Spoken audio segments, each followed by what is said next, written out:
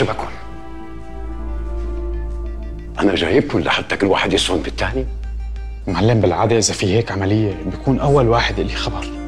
كيف تتنفذ هيك عملية وأنا آخر مين يعلم؟ ليش أنا ناطر إذنك يا سيد هيثم؟ لا العفو يا معلم، أنا بأمر صباطك، بس لو إنك مخبرني كنت قلت لك إنه أبو عبادة بطل تاجر مخدرات مثل قبل، واللعب اللي عم يلعبه محسوب ليكون أتقل من هيك بكتير.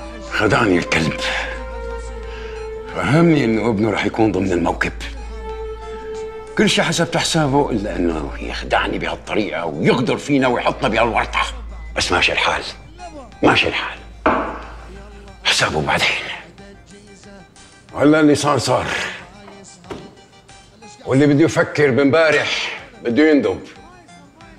أما اللي بده يفكر ببكرة فراح يفكر بالحل. يا سيد هيثم إذا حابب يشغل مخك شغل لي إياه بقضية واحدة بس. كيف بدنا نلففها مثل ما لفلفنا غيرها؟ بأمرك معلم، تأمر.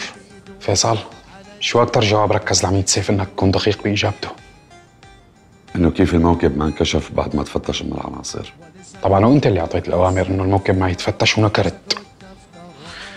معناها برهوم رقبتنا بإيده ولازم يلحق رفقاته فورا معلم. ولك يا بني آدم ما سمعت اللواء قصي شو عطى تعليمات للعميد سيف؟ ما سمعته؟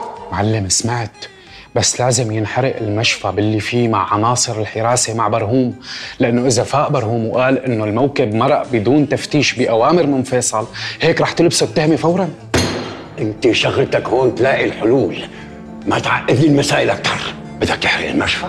لك ما شفت الحراس مثل النمل؟ لا تتغابى، هذا كلام ما بدي اسمعه مرة ثانية. معلم ممكن تروق وروق وخلص، اعتبر القضية تلفلفت، الموضوع عندي.